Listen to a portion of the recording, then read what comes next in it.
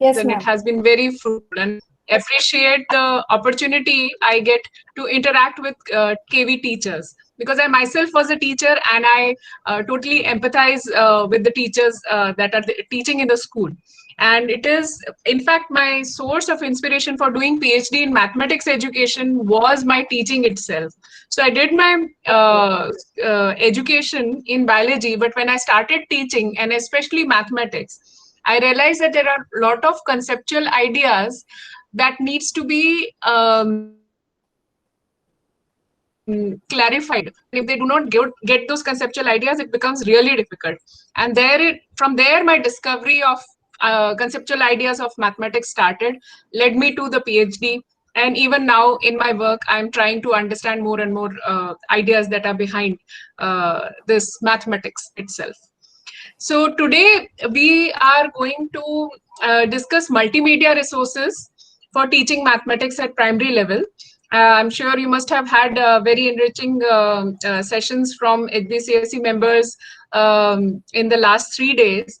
HBCSE is also my alma mater. I completed my PhD from HBCSE itself, and therefore, I'm aware of their approach in doing mathematics, and the focus on problem solving, reasoning, conceptual understanding, as well as fluency. So ma'am, let's go to the next slide. Yes. Yeah. So this is like, I'm in the first slide itself, I'm bombarding you with the whole plethora of multimedia resources that are available on net. I'm sure if you would have tried looking for any of the multimedia resources on net, you would have found many. But what I have done is I have made this blue line. So there are some resources on the right hand side of the line, and there are some on the left hand side of the line. So what I will not right now delve too much deeper into it, but there are many things, many of these which are there on the left hand side of the line. If you see, if you explore them, you will find that there is a certain mathematics that they display, whereas the ones which are on right hand side of the line, they have a different perspective of what mathematics is and how it is to be done. And what I want you to do is to later on go and explore some of these resources on net, and see for yourself what is the difference that you feel when you explore these resources. I'm not saying that all the ones which are there on left hand side are have the same philosophy, but talking about the majority of them. That's it. And we will delve more deeper into it. So ma'am, this resources are also clickable. So the ones on the left hand side, they take you to a page where the 20 best mathematics sites are listed, and ones on the right hand side, each of them is clickable, and it will go to the individual website, and we will explore more of the right hand side in this presentation itself. And I want you to understand what are the conceptual ideas and the pedagogical ideas that are behind these resources on the right hand side. Okay, so let's go to the next slide for now. And this since I have shared this presentation with you, you can yourself go and look at it in your individual time work also, and within the presentation also we will go on that. So ma'am, let's go to the next slide now. Yeah. So you must be aware of different multimedia resources for mathematics. Okay, so there is a whole list here, out of which ones do you feel are not multimedia resources? The list which is there on the left hand side, they can you can write in chat itself, or you can unmute and speak. Which one of these do you feel is not a multimedia resource?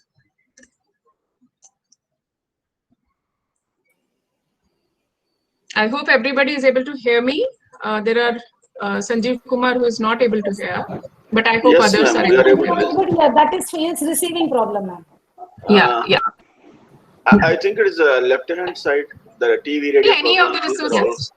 These are all multimedia resources. Left-hand side. I think Right side. assessments and quiz, that is not multimedia. No, assessment also we can do through Assessment. Google Sheet and all. Assessments and quiz, it is not a multimedia Okay. resource. Okay. I think It's okay if we radio get different program- perspectives. Different views are very much welcome, because this is the first interaction with you, and I would like to know what you think about this. So one of the sirs feel that assessment is not a multimedia. Another a person who spoke said that it can be done through Google Sites, and it can be made into multimedia resource. Yes. Yes. Yeah. So it's okay. I mean, there might be things which people are not aware of. Yeah. Good morning. I think that algorithmic focused and flexible thinking is based No, on ma'am, this. you have to look at only on the list on the left hand side itself, not on, only on the left hand. Right hand side is something else. I will discuss about it in a minute. Okay. Podcast, madam? Okay. Do you feel podcast is not a multimedia? Yeah, madam. Is it? Why? Why do you feel so? Actually, I have not seen the work this was, but I have not come across, because I use multimedia resource for my teaching in mathematics. I've seen all other things, but this I have not come across. So because of my podcast is something that you're not familiar with. Okay. Yeah. That is fine. That is fine. There are always things that people are not familiar with, and it is good to just go and explore these things on internet. That what is a podcast? Podcast is, yeah. So basically, just like we used to have radio program, podcast can be in form of a video or an audio, and they are released on internet, and this link can be shared in WhatsApp, it can be shared in Twitter, Facebook, any of the social media sites, and you can just click on it and you can listen or see the whole program. So these are released regularly. So now what do you think? Now what do you think? Simulations? Multimedia? Yeah, podcast is a multimedia. I understand, because I used to upload my videos in YouTube. So I think that podcast, it means podcasting, like that, what you meant. Okay. And what about simulation, madam? Simulations? Okay. So does anyone know about simulation? Let's see if people know. Can anyone explain what is a simulation? Simulation में बहुत सारे games होते हैं, real life मतलब real condition देकर वैसे ना। जैसे मैम आप मैं तो गेम्स देखे हैं, सिमुलेशन रियल लाइफ ये गेम रियल लाइफ में होते हैं, मतलब आप गेम जैसे लूडो रियल लाइफ में खेलते हैं, वो सिमुलेशन हुआ? Ma'am many activities actually there is like the flight simulators or driving simulators. Flight simulation I could hear. Yeah. Yes. I have seen ma'am angle simulation also. We can make the angle of different measurement also. Yes, you must have seen that we can using make 10 degree, 20 degree, 50 degree, so many types of angles, and we can relate it. Yeah, so you must have ma'am mall वगैरह में seen this simulation of है sir, ये GeoGebra में देखा होगा, उसमें पूरा आपको जैसे ये एंगल ऐसे बढ़ता हुआ और कम, उसको बढ़ा भी सकते हैं, कम भी कर सकते हैं, अपने हाथ से चेंज कर सकते हैं, तो ये भी एक तरह का सिमुलेशन हो गया. Okay. Yes, ma'am. Yes. Simulation can be any other activity also, which you can, which practical also, which represent things in real life, but it's probably done in a very controlled manner. क्योंकि real life में आपको बहुत सारे issues आ सकते हैं, जैसे अगर आपको बैलेंस दिखाना है, बैलेंस का सिमुलेशन, वेइंग बैलेंस का सिमुलेशन, तो रियल लाइफ में उसमें और बहुत सारी चीजें, बहुत सारे फैक्टर्स हो सकते हैं, बट सिमुलेशन में आप उसको कंट्रोल कर सकते हो कि उसमें उसका वेट एकदम परफेक्टली इक्वल है, उसमें परफेक्ट 1 kg का वेट डाला, उसको इतने डिस्टेंस पे रखा है और वो गिरता नहीं है, वेट उसी पे चिपका रहता है। तो इस तरह के हम डिफरेंट सिमुलेशंस भी कर सकते हैं, ये भी हम आपको दिखाएंगे आज के प्रेजेंटेशंस में। और कोई इसमें से चीज है जो आप फेमिलियर नहीं हो? ओके, महालिंगम श्रीनिवासन सर ने बहुत अच्छा इसमें लिखा है कि computer simulation is the process of mathematical modelling performed on a computer which is designed to predict the behavior or outcome of a real world or a physical system. Yes, I was trying to explain you in a simpler form of what simulation is, and we will see some examples of some of the simulations in this presentation itself. They are for primary level students, and therefore they are not as advanced as the one which is required for training pilots. Because when you're training pilots, there are different kinds of things which are need to be controlled and which need to be varied to give pilots the experience of what kind of issues happens in the flight, and all the height, the pressure, the different parameters they have to control, the speed and everything of the aircraft. So it is not as complex as that, but something for the primary level. This is what we are going to do. Any other thing on this list on the left hand side which you are not familiar with? And yes, all are multimedia, Kavita ma'am, you are right. All are multimedia resources. Because multimedia involve 2 or more media coming together to give a holistic experience. It's like your senses are involved, your hearing is involved, your different kinds of visual and audio and even experience a movement, through movement of hands, through clicking also you can change different things. You can interact with that things. So there are interactive activities, interactive worksheets also. Okay, so now let's come to the list on the right hand side. So all these different multimedia that you see on the left hand side, right hand side is basically the properties of these multimedia. So these different multimedia can be synchronous or asynchronous. Do you understand the meaning of this word, synchronous and asynchronous? So right now, synchronous means real life. Yeah. Real time. Go ahead, sir. Interactive. Yes. So the kind of interaction that we are having right now is a synchronous interaction. Yes. Right. Synchronous, and after yes. that, when you will do individual work on your own, that would be a asynchronous work, because you are doing on your own at your own speed. And so some people may take larger time for some activity, some may take smaller and move on to another. So that would be asynchronous work, the individual work that you'll be doing offline. So this different kind of synchronous and asynchronous multimedia resources can be created. For example, the videos on net, like the one we are interacting with right now, it can be in synchronous mode, or when you record and you send it to the students on WhatsApp, each of the student may see it in an asynchronous mode. And then they are not interacting in real time. So again, these resources can be interactive or non-interactive. So for example, the TV and the radio programs, they are completely non-interactive. You cannot interact at all with that. You can only listen. But when you are doing playing some games, when you are doing some interactive worksheets, when you are doing quizzes and assessment on internet, then it is interactive. So different resources can be made into interactive also. For example, videos which are non-interactive can be made interactive if you insert questions in between, which are asking students about what they think, what they have listened about. It can be recapitulation, it can be something to think beyond, to give an example of. So then even that video will become an interactive piece of multimedia.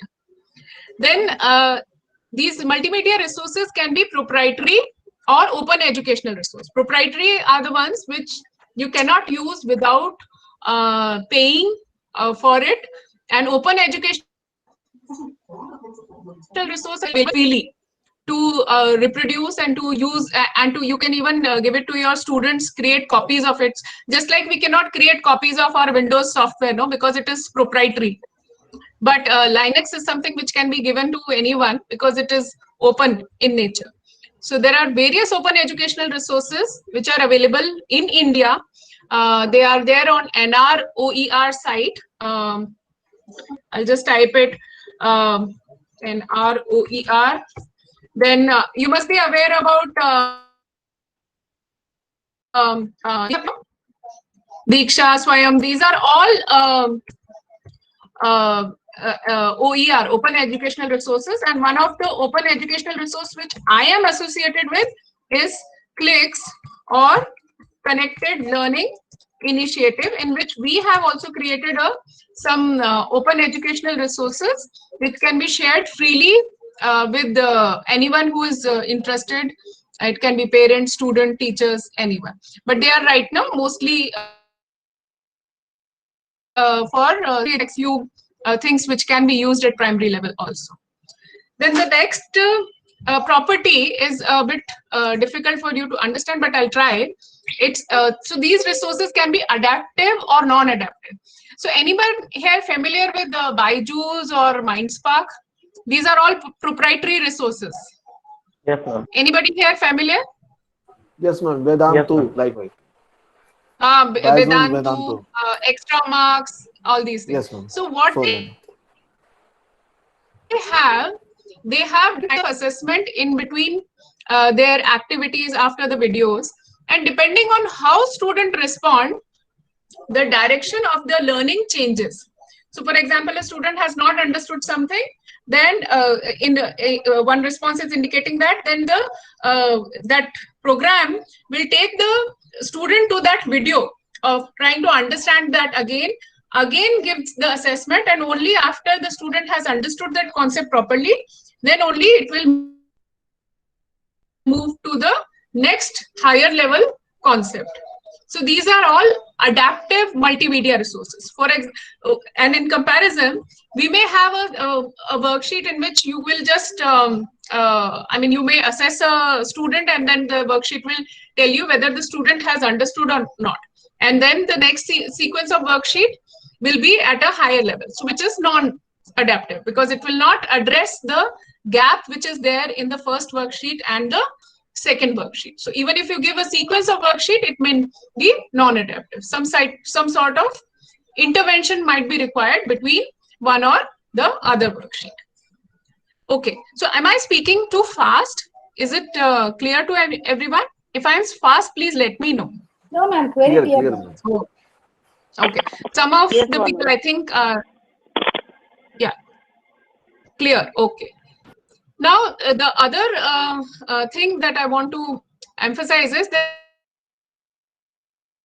some of the multimedia resources can be very practice focused. Like they only like they will randomly generate addition, subtraction, multiplication problem, and just ask students to just practice. Whereas there might be some resources which are focusing more on concepts, or there might be some which are focusing only on making students practice the main algorithm which is there in our textbooks, and not, whereas the others might be helping students to think more flexibly about different numbers and decomposed and regrouped together in different ways. So some of the examples we will see today. Ma'am, let's move to the next one. If there are any questions, please let me know. Okay. Ma'am, you can click on the first video. This is from Khan Academy. I'm sure everyone must be familiar of this. Khan Academy is an open educational resource. It's a good course, but there can be, let's see the video. So 2-digit times a 2-digit number. So this is a video about multiplication.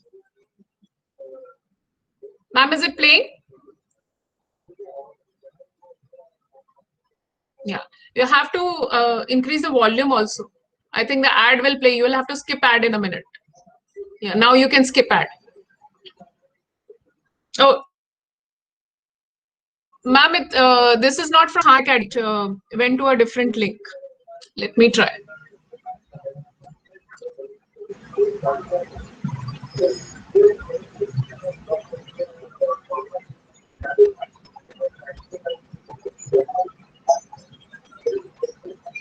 Just give me a minute.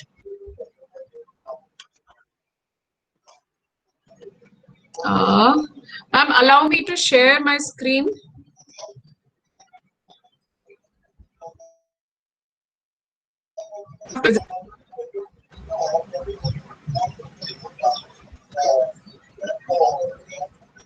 Okay.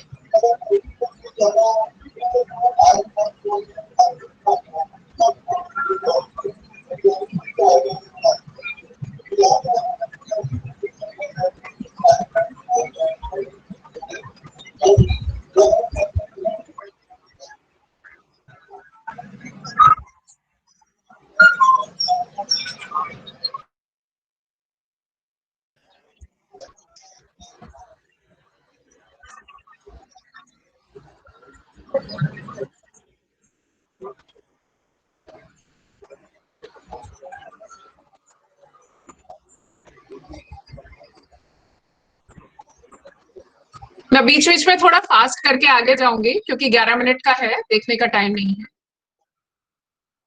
तो आप समझ गए होंगे कि ये किस तरह से कर रहे हैं। थोड़ा आगे देखते हैं।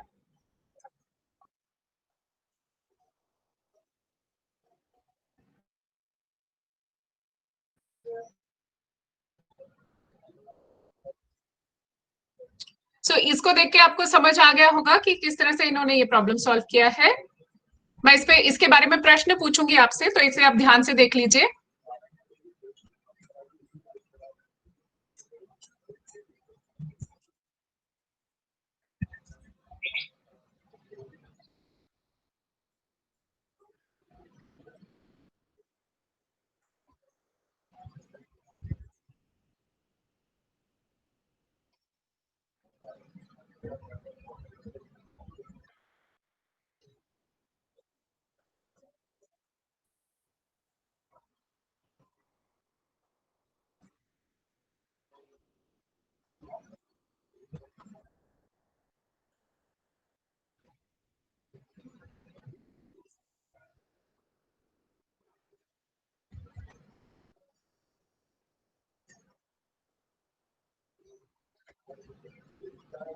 Okay, so let's get back. तो आपने इसके बारे में कोई टिप्पणी करना चाहेंगे? ये जो वीडियो में समझाया था, is this a good video for you to share with the students?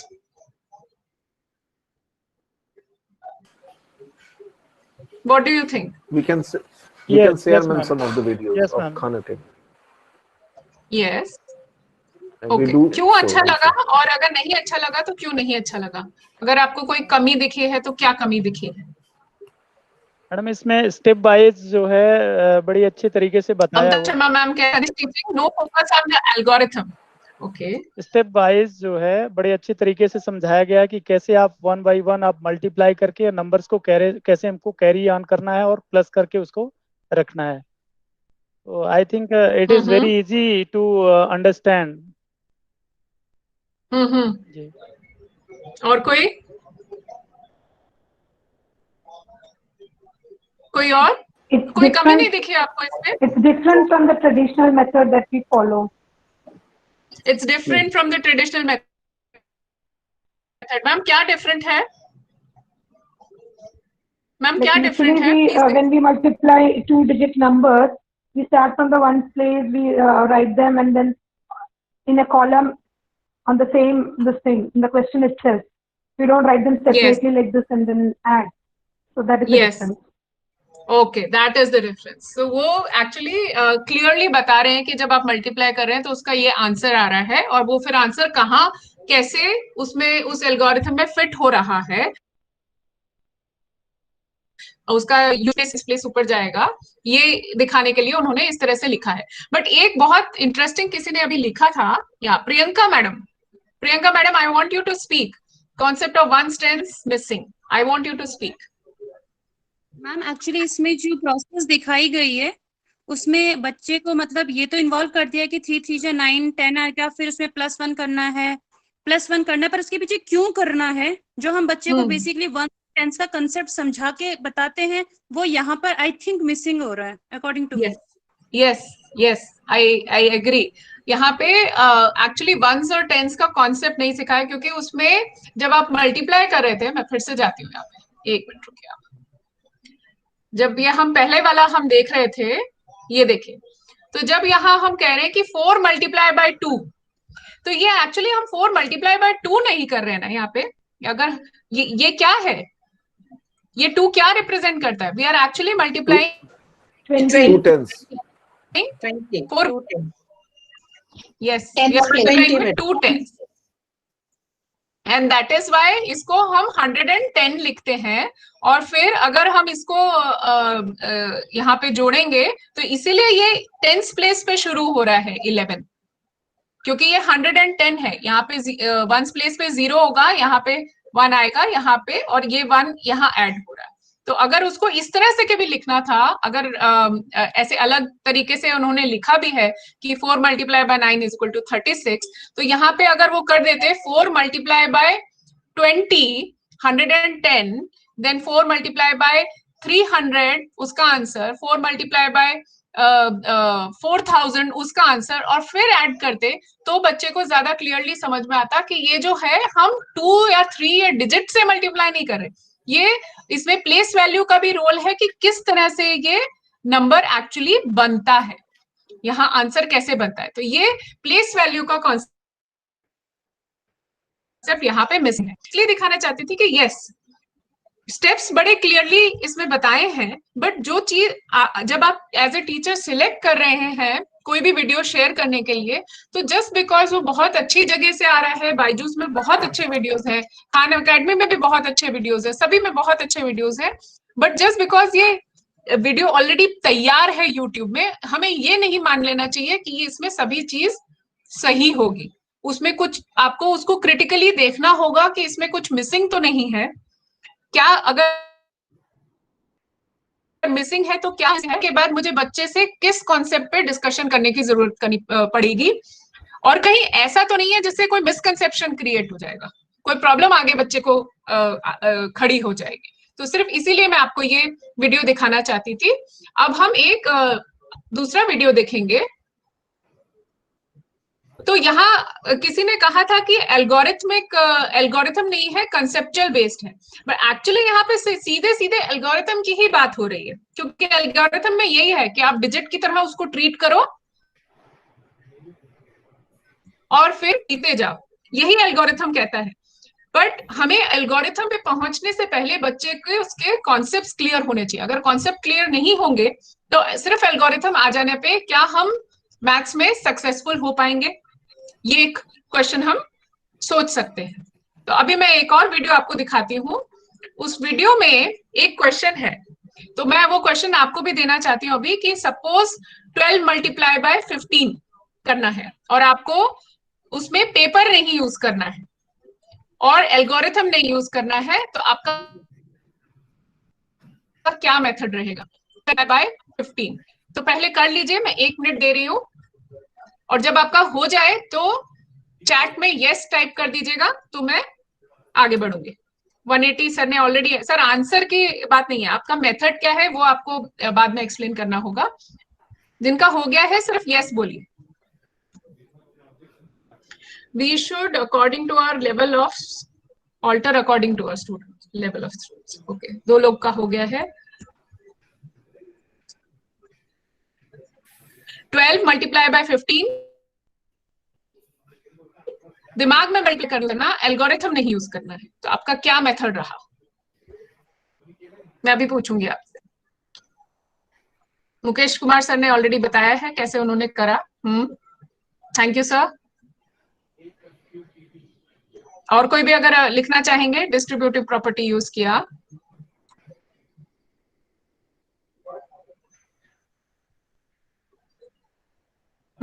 काफी सारे लोग डिस्ट्रीब्यूटिव प्रॉपर्टी यूज कर रहे हैं।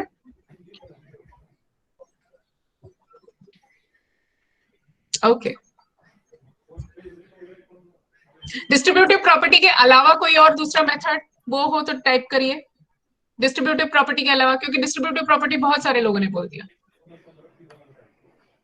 ओके, तो क्योंकि टाइम कम है, ऑलरेडी हमने काफी यूज कर लिया है टाइम, इस वीडियो की तरफ चलते हैं।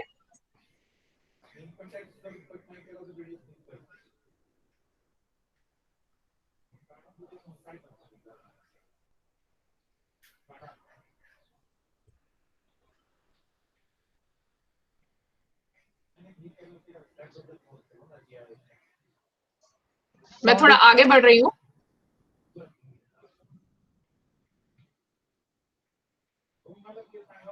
Madam, we are unable to hear the voice. Okay,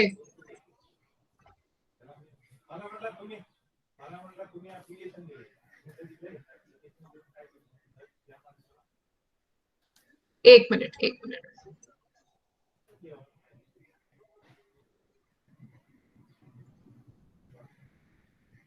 okay, अभी आपको आवाज सुनाई दे रही थी मैडम?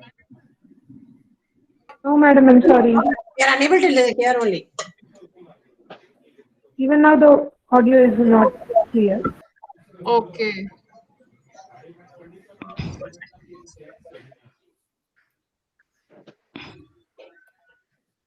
तो अगर आपको ये सुनना 545 और 9 टाइम्स 545 उन्होंने 2 बार किया और फिर ऐड कर दिया, और इसी तरह से और बहुत सारे मेथड है। तो ऐसा करते हैं, मैं अभी ये वीडियो नहीं दिखाती हूँ, अगर आपको नहीं सुनाई दे रहा है तो जो आपका इंडिविजुअल वर्क टाइम है उसमें आप ये वीडियो पूरा देख सकते हैं। इसका लिंक प्रेजेंटेशन में है। ये यूट्यूब वीडियो जो है कौन से स्लाइड नंबर 4 पे, इस पे आप जाके ये वीडियो पूरा देख सकते हैं इंडिविजुअल वर्क टाइम में। तो इससे हमें क्या पता चलता है कि 12 मल्टीप्लाई बाय 15 जो है, और इसमें अगर आप वीडियो में देखेंगे तो जो बच्चे यूज कर रहे हैं वो कहीं कहीं अटक रहे हैं, क्योंकि वो ऐसे हवा में ऐसे नंबर लिख के और वो करके ऐड करने की कोशिश कर रहे हैं, और जिनको ये नंबर को जोड़ना तोड़ना फ्लेक्सिबली आता है वो बहुत आसानी से फटाफट से नंबर का आंसर दे पा रहे हैं। तो क्या सिर्फ एल्गोरिथम सिखा देने से क्या मैथमेटिक्स में सक्सेस पक्का है, या मैथमेटिक्स का मतलब ये भी है कि हमको नंबरों को का जो जोड़ तोड़ करना है उसको फ्लेक्सिबल वे में करना आना चाहिए, कि ताकि जो हमारी जरूरत हो उस टाइम हम कर सकें, और उसको रीजन भी कर सकें कि क्यों इस तरह से ये आ रहा है, डिस्ट्रीब्यूटिव प्रॉपर्टी यूज करके आ रहा है, क्यों आ रहा है ना। तो we will now go to the next thing. So जब आप वीडियो सिलेक्ट कर रहे हैं तो इन चीजों का भी ध्यान रख सकते हैं। अच्छा, एक चीज जो मैं वीडियो में दिखाना चाहती थी कि जब इस तरह का आप डिस्कशन बच्चों के हैं,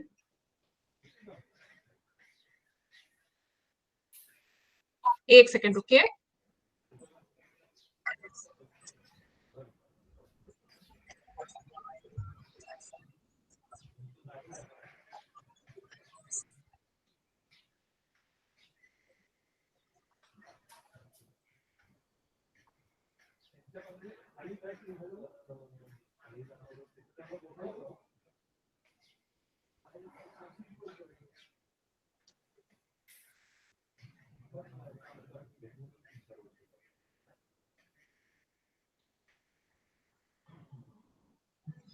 तो मैं ये आपको दिखाना चाहती थी कि चाहे कोई भी मेथड हो उसको आप ऐसे विजुअली भी रिप्रेजेंट कर सकते हैं, और ये विजुअली रिप्रेजेंट करना बहुत पावरफुल रहता है बच्चे के लिए, क्योंकि बहुत सारे बच्चे हैं जो सिर्फ नंबर्स में और बोलचाल की भाषा में नहीं, उनको ये तो देख के उनको ज्यादा अच्छे से समझ में आता है। और यहाँ पे आपको ये जो डिस्ट्रीब्यूटिव प्रॉपर्टी का विजुअल रिप्रेजेंटेशन है, इससे उनको ज्यादा अच्छे से समझ में आ रहा है कि कैसे ये पूरा नंबर जो 180 आया था आंसर, वो कैसे पूरा बन रहा है। कौन सा नंबर तोड़ा गया है, कौन सा नंबर को किस तरह से जोड़ा है, और ये एक तरह का मॉडल बन गया है मल्टीप्लिकेशन दिखाने के लिए। आई एम श्योर श्वेता ने आपसे मैथमेटिकल मॉडलिंग की भी बात की होगी, और ये इस तरह के जो विजुअल मॉडल्स हैं वो बच्चों को मैथमेटिक्स समझने में काफी मदद करते हैं। तो जब आप कोई मल्टीमीडिया रिसोर्स चुन रहे हैं तो सिर्फ नंबर के बेसिस पे ही नहीं, आप उसमें ये भी कोशिश करिए कि विजुअली भी किस तरह से ये कॉन्सेप्ट दिखाया जा सकता है बच्चों को। Okay, so now let's move to the next topic. तो जब हम ये मल्टीमीडिया रिसोर्स दिखाते, आशा करती हूँ आप लोग मुझे सुन पा रहे होंगे, क्योंकि मुझे चैट नहीं दिख रहा। ठीक है, थैंक यू। ओके, हाँ, तो जब हम ये मल्टीमीडिया रिसोर्सेस सिलेक्ट करते हैं या बनाते हैं, आप खुद भी डिजाइन भी करते हैं, तब किन बातों का ध्यान रखना जरूरी है? कुछ ना कुछ पेडागोजिकल प्रिंसिपल तो हमें डिसाइड करना ही पड़ेगा, जिसके बेसिस पे आप कोई भी मल्टीमीडिया का डिजाइन करेंगे। सबसे पहले क्या करना होगा, आपको आइडेंटिफाई करना होगा कि कौन से लर्निंग आउटकम आप एड्रेस करना चाहते हैं, कि ये जो अगर आप जो बनाने जा रहे हैं इसमें कौन सा टॉपिक होगा और उस टॉपिक में क्या लर्निंग आउटकम्स होंगे। लर्निंग आउटकम्स आपके डायरेक्टर सर ने भी आपको काफी कुछ उस पर बात करी है, उसका एनसीईआरटी का बकायदा एक रिसोर्स बुक भी अवेलेबल है, आप उसमें देख सकते हैं। ब्लूम्स टैक्सोनॉमी में लर्निंग ऑब्जेक्टिव्स के बारे में भी बात की गई। वो सब चीजों को समझ के आप उसको पहले, चाहे आप लेसन प्लान बना रहे हो, चाहे आप एक्टिविटी बना रहे हो, चाहे आप कोई मल्टीमीडिया का डिजाइन कर रहे हो, आपको सबसे पहले यही डिसाइड करना होगा कि उसका लर्निंग आउटकम क्या है, आप इससे क्या गोल अचीव करना चाहते हैं, क्या अंडरस्टैंडिंग डेवलप करना चाहते हैं और कैसे। फिर क्योंकि वो मल्टीमीडिया है तो एटलीस्ट 2 या उससे ज्यादा मीडिया का इनकॉर्पोरेशन उसमें होना ही चाहिए। अगर आप सिर्फ व्हाइट बोर्ड पे भी दिखा रहे हैं तो कोई उसमें डायग्राम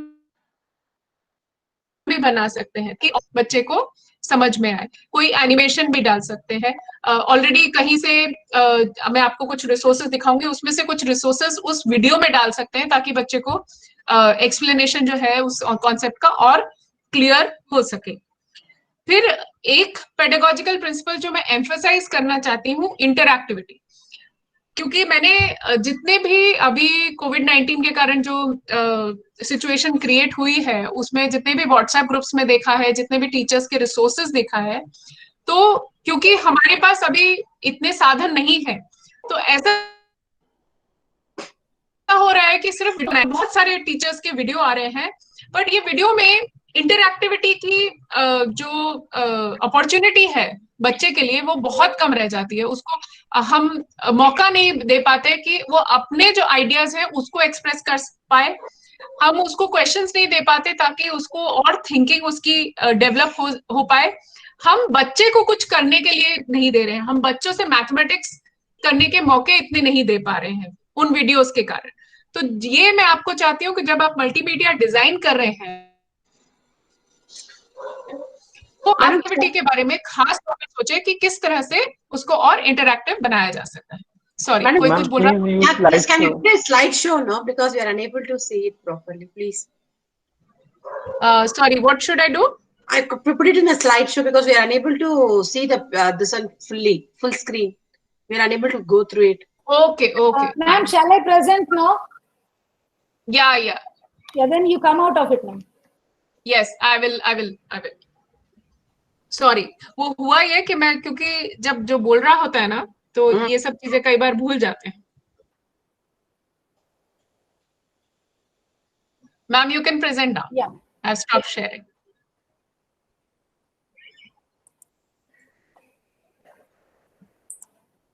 मैंने चैट में डाला है लिंक प्रेजेंटेशन का, आप बाद में भी इसको और अच्छे से देख सकते हैं।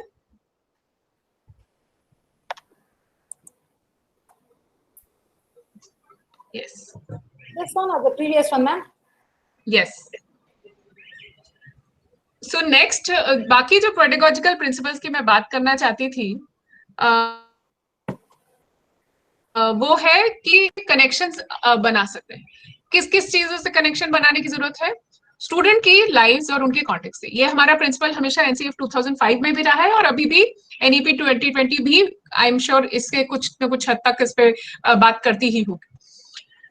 तो दूसरा कनेक्शन जो बनाना बहुत जरूरी है कि सिचुएशन और एक्शन और मैथमेटिकल लैंग्वेज। अब जैसे आपने मल्टीप्लिकेशन का जो वीडियो देखा था, उसमें जो हम सिर्फ नंबर और नंबर की भाषा के बीच में ही रहे, हमने उसको किसी कनेक्ट करके नहीं देखा। अगर आपने श्वेता का सेशन अच्छे से करा होगा या आलोका का सेशन अच्छे से करा होगा, तो आपने देखा होगा कि वहां पे सिचुएशन को पहले लिया गया है और उस सिचुएशन को मैथमेटिक्स लैंग्वेज में कन्वर्ट किया गया है। तो ये जो कन्वर्जन है, क्योंकि हम ये नहीं सिखाते बच्चों को, इसलिए आगे जाके जब उनको वर्ड प्रॉब्लम दिए जाते हैं तो उनको बहुत मुश्किल लगती है। क्योंकि हम पहले सोचते हैं कि पहले उनको नंबर से एल्गोरिथम करना सिखा देते हैं और उसके बाद उसका फिर एप्लीकेशन होगा वर्ड प्रॉब्लम में। बट मैथमेटिक्स असली तो यही है कि आप सिचुएशन में मैथमेटिक्स कहाँ है और उसको लैंग्वेज में कैसे कन्वर्ट किया जा सकता है, मैथमेटिकल लैंग्वेज में कैसे कन्वर्ट किया जा सकता है, ये बच्चों को सिखाएं। तो इसलिए हमें बच्चों को अपॉर्चुनिटी देनी पड़ेगी कि they should engage with mathematics on their own and they should be able to understand कि वो मैथमेटिकल ऑपरेशन जो है या जो वो मैथमेटिकल फॉर्मूला है वो कैसे इस सिचुएशन के यूज किया जा रहा है और उसका इन डेप्थ अंडरस्टैंडिंग क्या है, उसके प्लेस वैल्यू के बेसिस पे उसका अंडरस्टैंडिंग क्या है। एक और पेडागोजिकल प्रिंसिपल हम ले सकते हैं कि हम कितनी अपॉर्चुनिटी दे रहे हैं बच्चों को to learn from their mistakes. क्योंकि हम आमतौर पे ये मानते हैं कि मिस्टेक अगर हो गई बच्चे की तो मतलब बहुत गलत बात है, या तो हमने गलत पढ़ाया या इस बच्चे को गणित नहीं आ रहा है। पर हम ये भूल रहे हैं कि हम खुद ही मिस्टेक कर करके सीखे हैं। और इनफैक्ट अभी अगर जिसका मैंने आपको वीडियो दिखाया था अभी ucubed.org, अगर वहां जाके आप और वीडियोस देखेंगे तो वो वहां पे एक ऐसे भी वीडियोस हैं जिसमें ये वो बता रही हैं कि ऐसी रिसर्च हुई है, ब्रेन की ऐसी रिसर्च हुई है जहां पे ये पाया गया है कि जितना आप स्ट्रगल करते हैं, जितना आप मिस्टेक्स कर करके सीखते हैं, उतना आप इन डेप्थ अंडरस्टैंडिंग उस कॉन्सेप्ट की बना सकते हैं, उतना आपका ब्रेन। तो ये मानना कि कुछ बच्चे मैथमेटिक्स अच्छा कर सकते हैं और कुछ मैथमेटिक्स कभी भी सीख नहीं पाएंगे, ये गलत है। क्योंकि मैथमेटिक्स हर बच्चा सीख सकता है। कुछ बच्चे टाइम लगाते हैं, मिस्टेक कर करके सीखते हैं, इसलिए उनको टाइम चाहिए होता है और ज्यादा। और कुछ बच्चे ज्यादा जल्दी वो चीजें फॉलो करके करेक्ट आंसर निकाल लेते हैं। बट वो बच्चे भी दूसरों की मिस्टेक्स या मिस्टेक्स के डिस्कशन से काफी बेनिफिट होते हैं, क्योंकि मिस्टेक को अगर आप जब डिस्कस कॉन्सेप्ट की जो अंडरस्टैंडिंग है वो और डीप बना रहे हैं। बस ये ध्यान रखना होगा कि वो मिस्टेक एक लेबल ना बन जाए कि ये बच्चे मतलब ये बच्चे को मैथमेटिक्स नहीं आता, वो एक लेबल नहीं। मिस्टेक को एक हमको रिसोर्स की तरह इस्तेमाल किया जा सकता है जो हम मैथमेटिक्स सिखाने के लिए यूज कर सकते हैं। और कॉन्सेप्चुअल अंडरस्टैंडिंग की बात करते करते हमें फ्लुएंसी पे भी ध्यान रखना पड़ता है। फ्लुएंसी का मतलब यह है कि आपको कोई भी चीज मतलब आराम से फटाफट करना आना चाहिए। ऐसा नहीं है कि सिर्फ कंसेप्चुअल पे ही, कि सिर्फ सिचुएशंस पे ही अटकते रह गए। सिचुएशंस एक बार समझ जाए उसके बाद उनको उसके डिफरेंट टाइप्स ऑफ प्रॉब्लम्स जो है उस पे प्रैक्टिस कर करके उसकी फ्लुएंसी आ सकती है। फिर आप नंबर्स में और डीप जा सकते हो। बट ये एक बात अंडरस्टैंडिंग बनानी बहुत जरूरी है। तो जैसे जो बच्चे यहाँ पे इस ucubed.org वीडियो जो है, जो आप देखेंगे बाद में, उसमें जब आप जाएंगे तो देखेंगे कुछ बच्चों को बहुत अच्छी फ्लुएंसी है जो नंबर को अलग अलग जोड़ तोड़ के बना के आंसर दे पा रहे हैं, और कुछ को जो एल्गोरिथम पे ही अटके हुए हैं उनको फ्लुएंसी जबकि नहीं है इतनी। ठीक है, तो अब हम आगे बढ़ सकते हैं।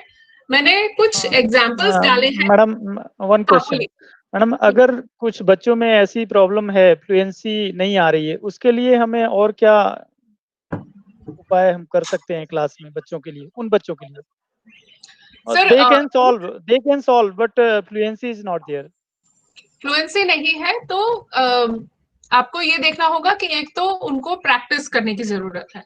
जब वो प्रैक्टिस करके खुद से जनरलाइजेशन करना होगा उनको, कि जब हम कभी भी मतलब उनसे उसके बारे में बातचीत कीजिए कि जब आप कभी भी 2 डिजिट नंबर और 2 डिजिट नंबर को मल्टीप्लाई, आंसर जो आएगा वो मैक्सिमम कितने डिजिट्स में हो सकता है, मिनिमम कितने डिजिट्स में हो सकता है, उसके बारे में आप थोड़ा जनरलाइजेशन करिए, थोड़ी बातचीत करिए।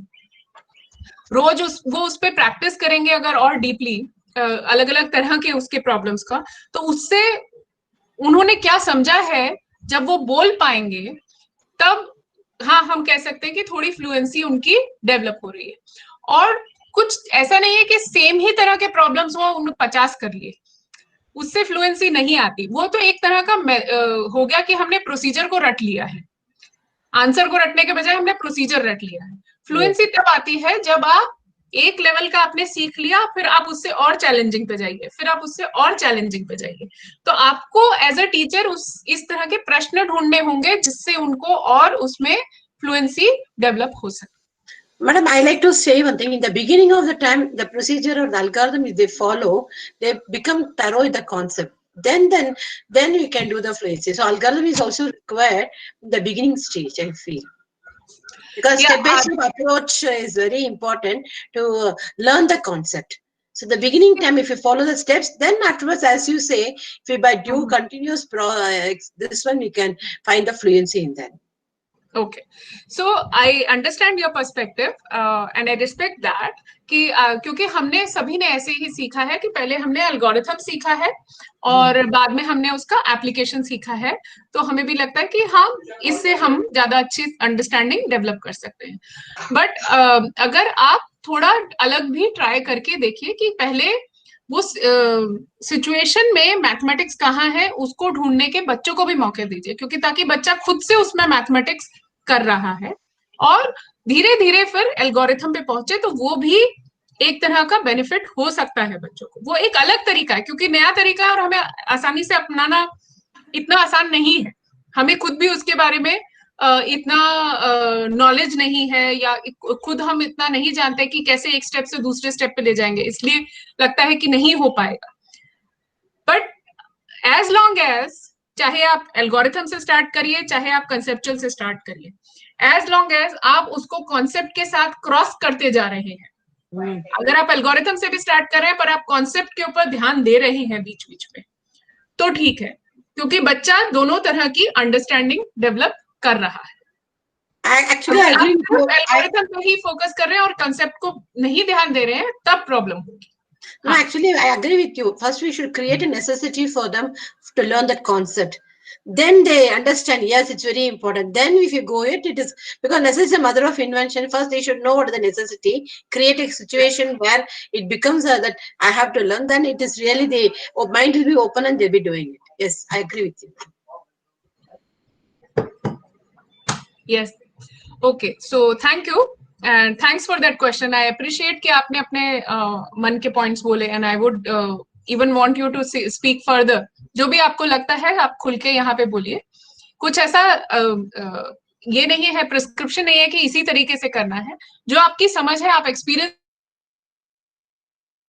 टीचर्स हैं, समझ में और जो भी हम आपको कह रहे हैं उसको मिला करके आगे बढ़िए, उसको छोड़ के नहीं करिए, यही कहना चाहते हैं। ओके, नेक्स्ट बढ़ेंगे क्योंकि वरना हमारा जो इम्पोर्टेंट पॉइंट है एक्सप्लोरेशन का वो रह जाएगा इस प्रेजेंटेशन में। Jaya ma'am, next slide.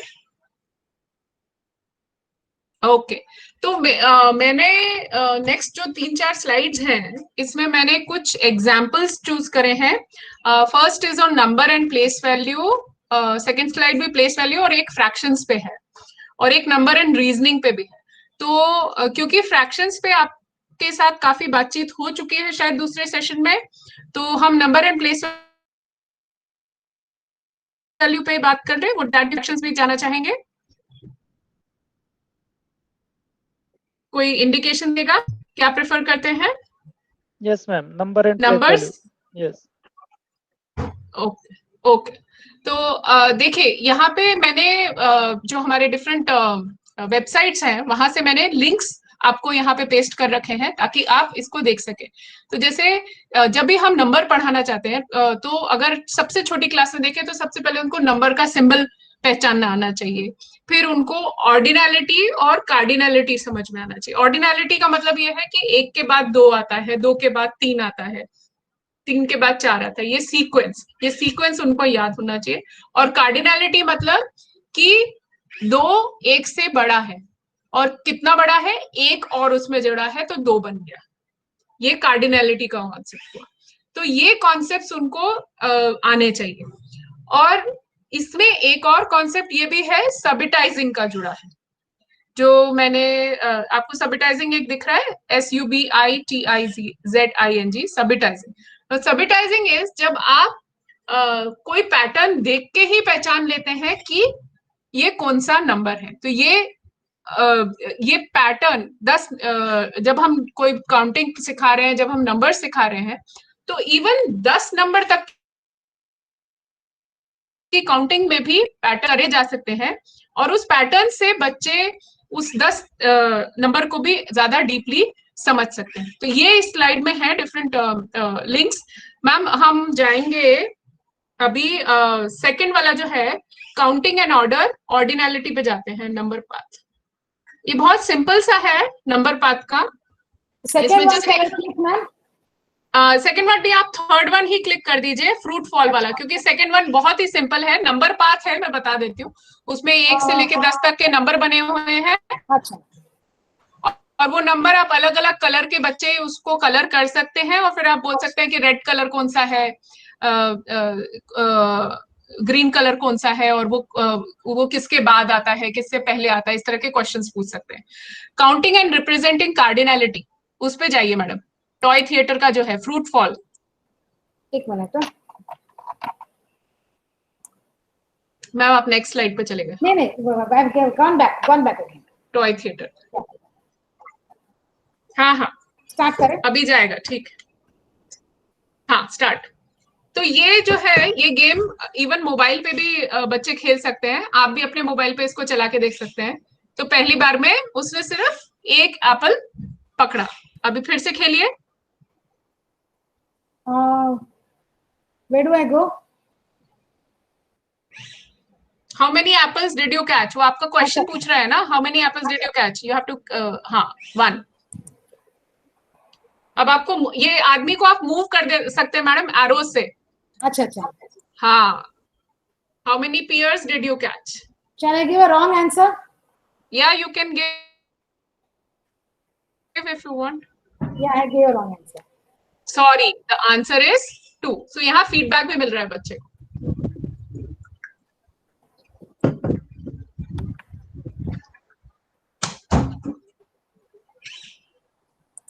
Okay, fine.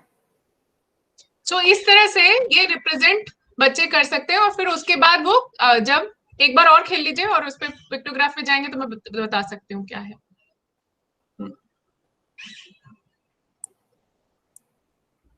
तो अब यहाँ पे आप देख सकते हैं कि ऑरेंजेस 5 हैं और पी, तो बच्चे से बोल सकते हैं कि हाँ ये दोनों 5 रिप्रेजेंट करते हैं, और क्योंकि और इसलिए ये दोनों की क्वांटिटी जो है बराबर है, और 5 जो है वो 1 से बड़ा है। इस तरह से कभी 2 पकड़ा, कभी 3 पकड़ा, इस तरह से हो सकता है। तो अलग अलग क्वांटिटीज का कंपैरिजन भी हो सकता है।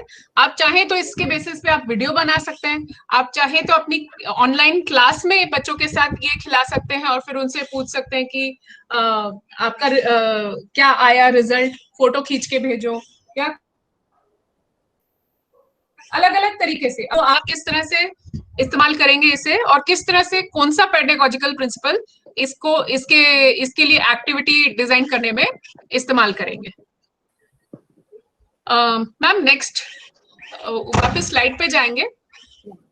हाँ, सबिटाइजिंग पे जाइए। सबिटाइजिंग सीड्स। अच्छा, अब देखिए गमले में 8 लिखा हुआ है, तो इसमें से कौन से जो साइड में आपके सीड के पैकेट्स हैं, कौन सा 8 को रिप्रेजेंट करता है? Draw here. देखिए पैटर्न है, हाँ ये, क्योंकि एक तरफ 3 है, एक तरफ 3 है, बीच में 2 है। 7 कौन सा होगा? क्योंकि आपको ये 3 और 3 6 और 1 7, देखिए इसी में आपको एडिशन पैटर्न सब कुछ आ रहा है और उतने पौधे यहाँ पे उग जाते हैं। 3 का पैटर्न रॉन्ग कर रही हूँ। आप रॉन्ग करके देखिए, देखिए वो जाता नहीं है, वो गायब नहीं होता।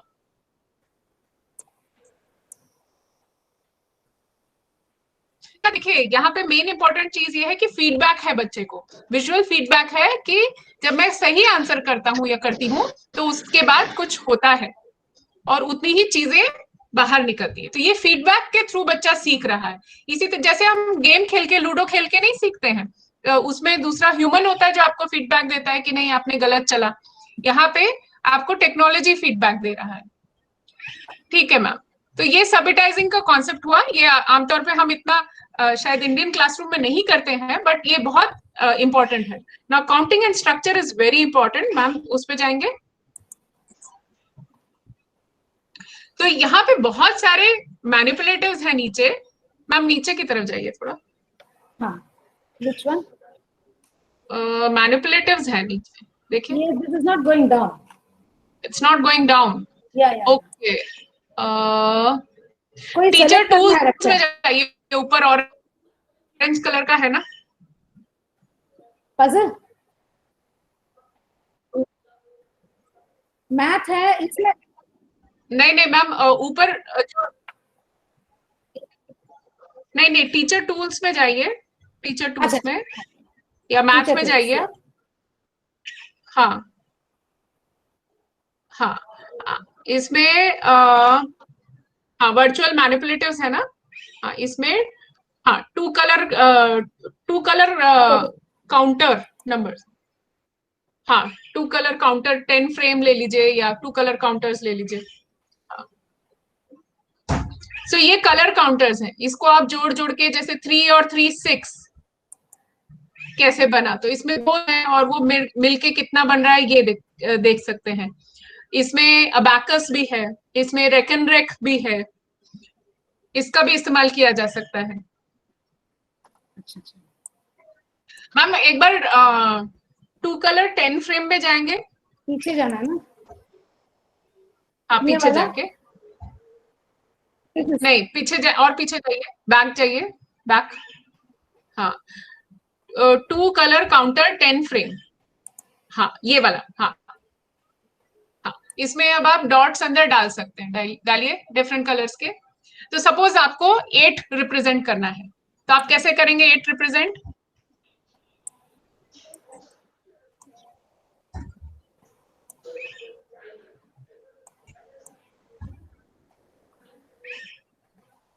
ओके, ये एक तरीका हो सकता है। दूसरा, क्योंकि ये 10 कलर फ्रेम है तो ये कंस्ट्रेंट है कि आपको सारे के सारे कलर्स, सारे बॉक्सेस फिल होने चाहिए और आपको 8 रिप्रेजेंट करना है। सारे बॉक्सेस फिल होने चाहिए। फिल हो रहा है। तो आप क्या करोगे अभी? पेंसिल या पेन? क्या ये 8 रिप्रेजेंट कर रहा है? नहीं। क्या ये No, 8 no. रिप्रेजेंट कर रहा है? नहीं। कैसे कर सकते हैं 8 इसको? We can fill 8 red colors. 8 red colour and 2 yellow colour. ठीक है, वो भी कर सकते हैं। और क्या तरीका हो सकता है? 8 yellow and 2 red. तो इसमें एक तरफ से बच्चा 8 रिप्रेजेंट कर रहा है, दूसरी तरफ से बच्चा ये भी सीख रहा है कि 8 और 2 10 होता है। दूसरी तरफ से बच्चा ये भी सीख रहा है कि 4 और 4 8 होता है। तो बहुत सारा यहाँ पे स्ट्रक्चर जो है मैथमेटिक्स का, जो मैथमेटिक्स एक स्ट्रक्चर वाला सब्जेक्ट है, इसके अंदर इंटरनल स्ट्रक्चर काफी कुछ है, 5 से 10 से काफी कुछ स्ट्रक्चर है। तो ये स्ट्रक्चर बच्चा समझ रहा है यहाँ पे। सॉरी, कोई कुछ बोल रहे थे? उपेंद्र सर आप कुछ बोल रहे थे? No ma'am, sorry ma'am, no. Okay, so ma'am वापस जा सकते हैं और नेक्स्ट पे प्लेस वैल्यू है। इसमें और भी बहुत सारे काउंटर के स्ट्रक्चर्स हैं जो आप इस्तेमाल कर सकते हैं। 10 place value manipulative. 2 digit numbers पे जाइए। और फिर हम फेट के मेक अ 10 पे जाएंगे।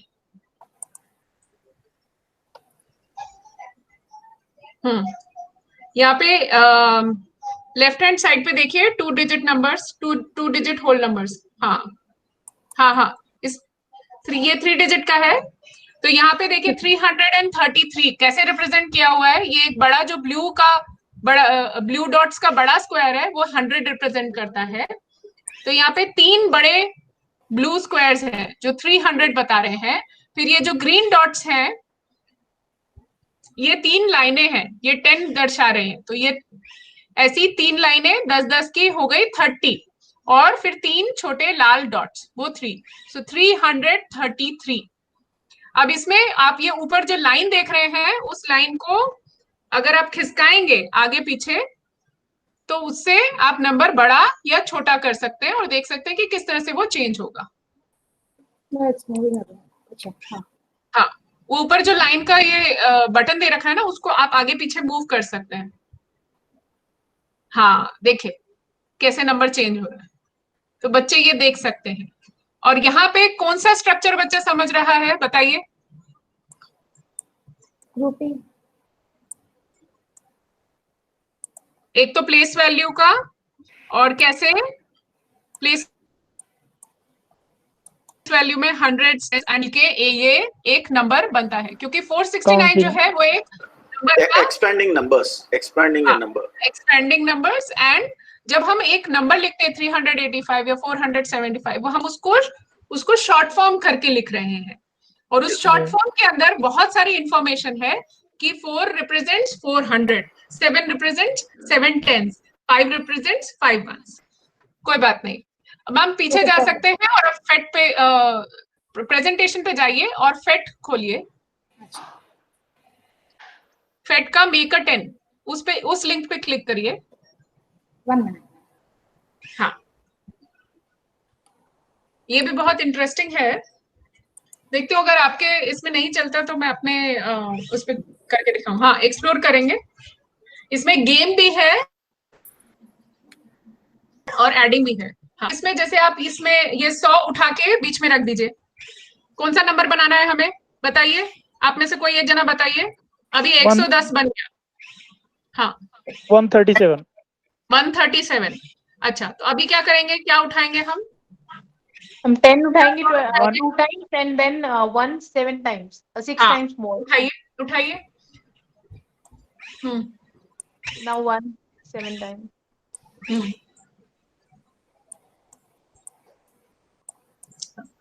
137 बन गया। अब आप इसको अलग कर सकते हैं, जहां एरो दिख रहा है ना आप इनको अलग कर सकते हैं, तीनों नंबर्स को। हाँ, 30 अलग हो जाएगा 100 से। हाँ, और जब वो एक के ऊपर एक रखे जाएंगे तो 137 बन जाएगा। तो किस तरह से वो नंबर कंपोज हो रहा है ये भी बच्चे को दिखाया जा सकता है। हम जब फेस टू फेस क्लासेस में होते थे तो हम ये नंबर स्नेक बना के बच्चों को दिखाते थे। अभी यहाँ पे हम ये वर्चुअल मैनिपुलेटिव यूज कर सकते हैं। तो इसमें गेम भी है, गेम भी बच्चे खेल सकते हैं। टॉय थिएटर्स में भी काफी गेम है, फेट में भी है, सिमुलेशंस भी है। ठीक है, तो एक हम फ्रैक्शन में जाके देखते हैं कोई एक गेम अगर मैंने इसमें रखा हुआ है, या आप बाद में अपने आप इसमें गेम्स भी एक्सप्लोर करके देख सकते हैं, क्योंकि 12:10 ऑलरेडी हो गया है। मैम प्रेजेंटेशन पे वापस जाएंगे।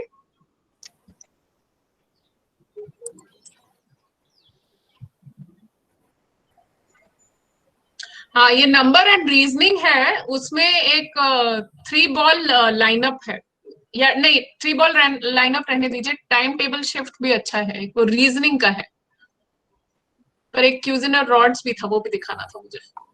पीछे जाए, एक सेकेंड मैम, आगे जाइए, आगे नेक्स्ट स्लाइड।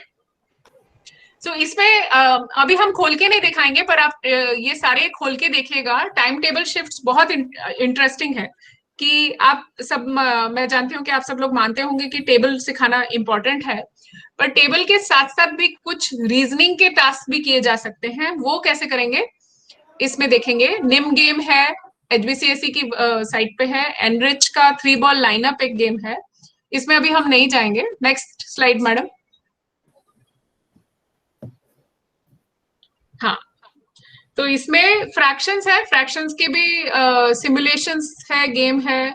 क्लिक्स में भी एक इंटरैक्टिव एक्सरसाइज बनाई है, जियोजेब्रा में भी है, टॉय थिएटर में भी है. फ्रैक्शन स्ट्रिप्स है, जो आपके 4th क्लास में फ्रैक्शन स्ट्रिप्स एनसीईआरटी में दे रखा है, वो फ्रैक्शन स्ट्रिप एक्चुअली बच्चे उठा के डिफरेंट साइज के फ्रैक्शन स्ट्रिप्स रख सकते हैं. डेसिमल स्ट्रिप्स भी हैं टॉय थिएटर में, वो भी रख सकते हैं. एक बार मैडम एनरिच के क्यूजिनर रॉड्स पे जाएंगे, सबसे लास्ट वाला.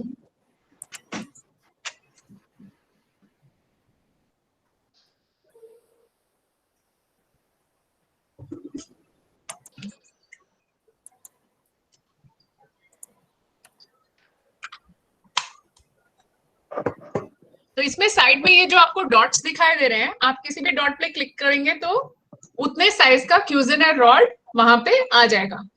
आप लोग जानते हैं क्यूजिनर रॉड क्या होता है? No ma'am. नहीं जानते? तो ये मैम एक बार सारे रॉड्स पे क्लिक करना पड़ेगा आपको एक एक करके. पिंक रह गया. अच्छा, अब आपने देखा ये इस तरह के ये फिजिकल फॉर्म में भी होते हैं. यहाँ पे ये वर्चुअल मैनिपुलेटिव्स है. अब आप खुद ही इसको देख के बताइए ये इसका इस्तेमाल किस तरीके से किया जा सकता है, क्या कॉन्सेप्ट पढ़ाने के लिए किया जा सकता है. Comparison. Ascending, descending. Ascending, descending, comparison of numbers. Fractions and parts. Bar graph. Yes. Bar graph fractions में कैसे किया जा सकता है बताइए. हेलो. हाँ बोलिए. Fractions, madam. For example, we take the sizes and we can show. For example, this one is there. The upper one, I mean, red one. I mean, Yes. if we decrease the size of this blue rod to the half We cannot of this, decrease. We show cannot decrease. हम blue rod का decrease नहीं कर सकते. But we can draw a line and make them understand the white are same size. The red can be divided into 2 parts, and we can teach them that patterns. White एक और बार click करेंगे madam. White को एक और बार click करिए. हाँ, तो अब आपके पास 2 व्हाइट आ गए. तो 2 व्हाइट्स मेक 1 रेड. तो एक व्हाइट रेड के कंपैरिजन में कितना है? what fraction of white is red? Yes, 1 and half. अच्छा. One is red, one is 2 times, means it is half of red is अब white. इसी तरह से आप कोई भी 2 लाइंस आपस में जोड़ सकते हैं. Yes. तो इसमें कुछ प्री फैब्रिकेटेड एक्टिविटीज भी हैं मैम. जो होम के पड़ोस में लिखा हुआ है ना प्री फैब, उस पर क्लिक करिए. हाँ, तो ये ऑलरेडी स्टेयरकेस बना हुआ है, इसको भी आप यूज कर सकते हैं. देन देयर आर एक्टिविटीज पे क्लिक करेंगे. हाँ, यहाँ पे एक्टिविटी, कोई भी एक एक्टिविटी पे क्लिक कर दीजिए.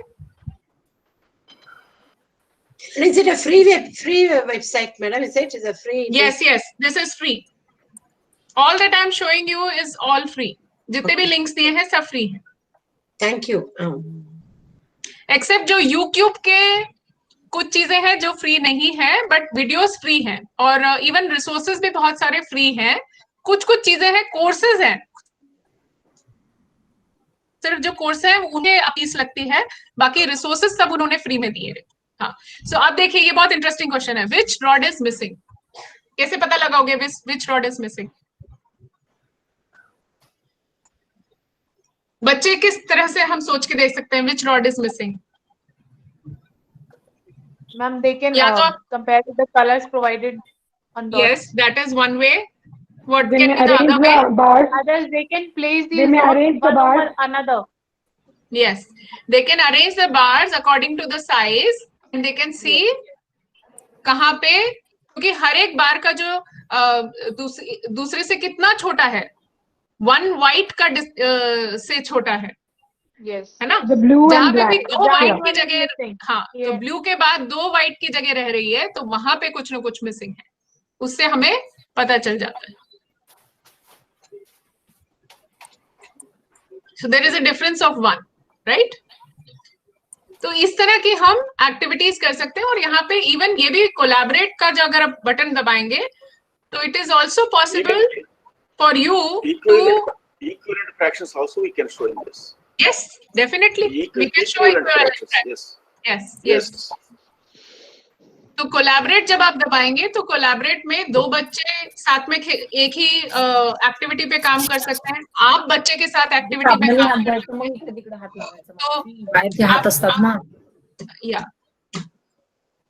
तो या तो you can create a shared table or you can join a table in which the code has been shared with you. तो ये भी आप ट्राई करके देख सकते हैं एक दूसरे के साथ खेलने की. तो इस तरह की और बहुत सारी चीजें इन वेबसाइट्स पे मौजूद है, पर हम अब चलते हैं वापस प्रेजेंटेशन पे और कुछ एक छोटा सा डिस्कशन करेंगे और उसके बाद मैं आपको आपका टास्क बताती हूँ कि आप इंडिविजुअल और ग्रुप टास्क में क्या करेंगे. अब नेक्स्ट स्लाइड. हाँ, तो ये कुछ इंटरैक्टिव वर्कशीट के एग्जाम्पल हैं. जैसे गूगल स्लाइड में कैसे आप इंटरैक्टिव वर्कशीट्स बना सकते हैं. एक बार एक एग्जाम्पल पे मैडम बस क्लिक कर दीजिए गूगल स्लाइड वाले, और ये liveworksheets.com है, इस पे भी जाके आप वर्कशीट्स बना सकते हैं. और इसका YouTube वीडियो भी दे रखे हैं कि कैसे ये बनाना है. मैं अभी उसमें जाऊंगी नहीं कि कैसे बनाना है. आप मैडम इसके एग्जाम्पल वाला जो, हाँ इस पे क्लिक करिए. फर्स्ट वन, हाँ द फर्स्ट वन, इस पे क्लिक करेंगे.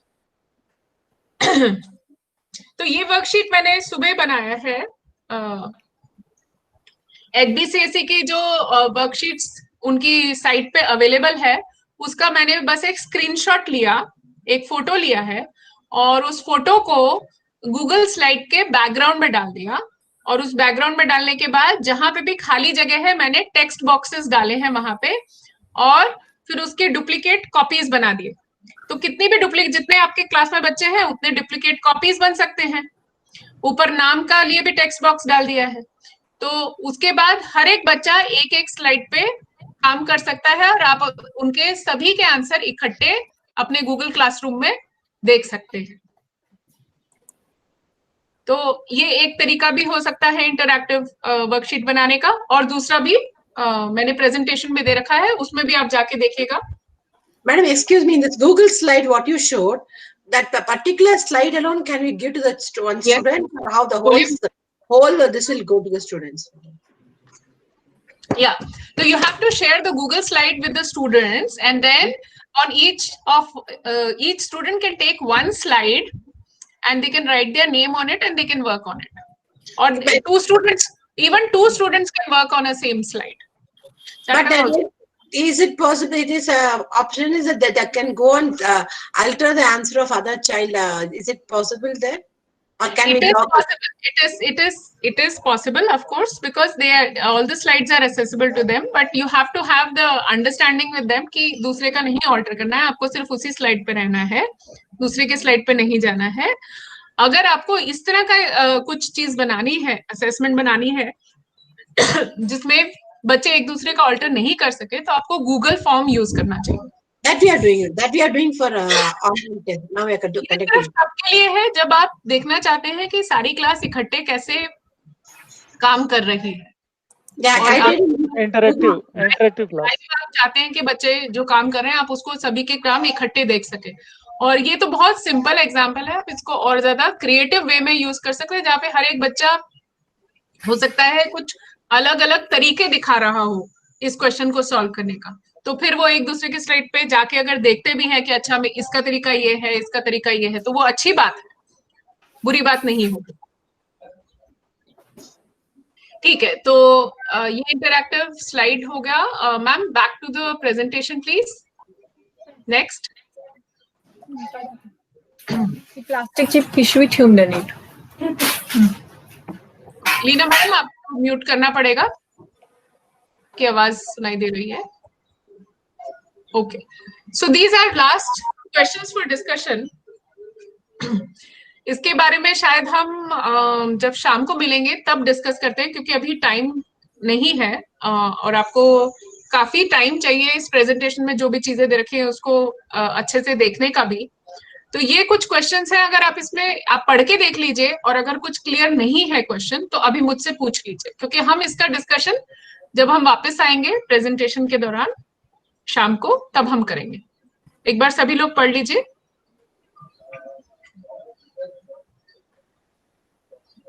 इसका कुछ सही गलत आंसर नहीं है, इसमें सिर्फ आपको अपने व्यूज बताने हैं।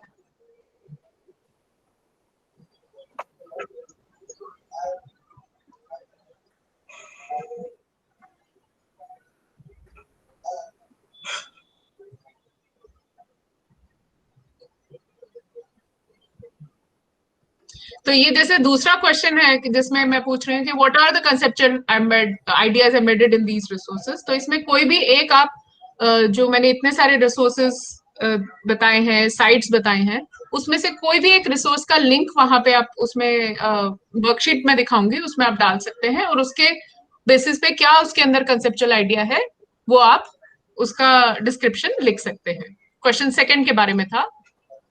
देन क्वेश्चन 3 में how can these multimedia resource be integrated with text book. अगर आपको इस्तेमाल करना भी है ये मल्टीमीडिया, तो क्या आप सोचते हैं सिर्फ अकेले ये काफी है या टेक्स्ट बुक या घर पे कुछ हैंड्स ऑन एक्टिविटी भी उनके साथ साथ में करानी चाहिए?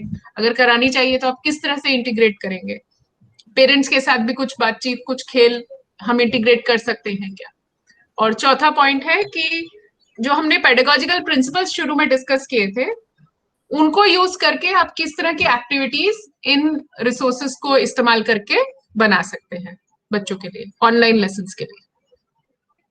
मैम नेक्स्ट स्लाइड पे जाएंगे।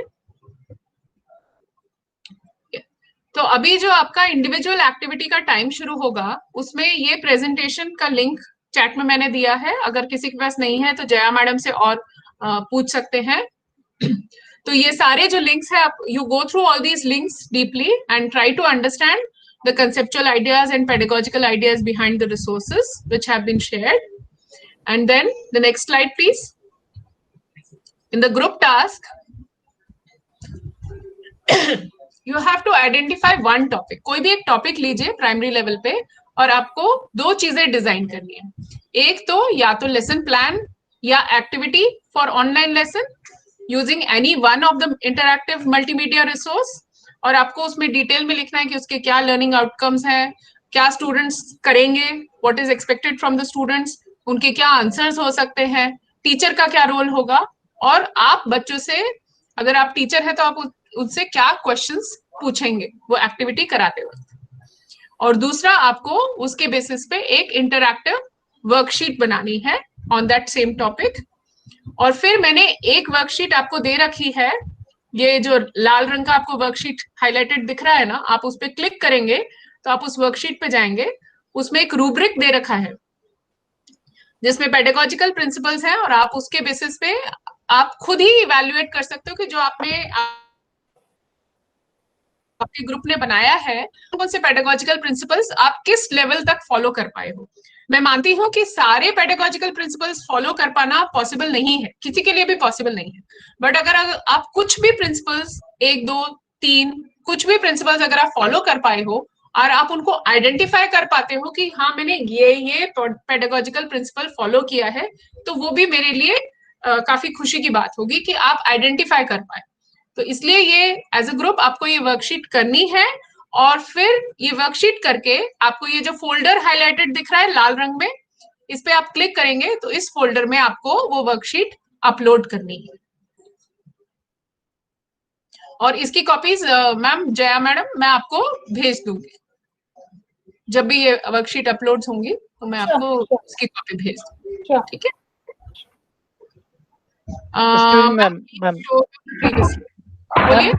That is rubric. Can you see? We can see, madam, here. Sorry, sir. Can you repeat what you want to say? Rubric. What are the rubric you have given? Rubric. Let me see the rubric. Ma'am, Yes. worksheet पे click करेंगे please. नीचे जाइए।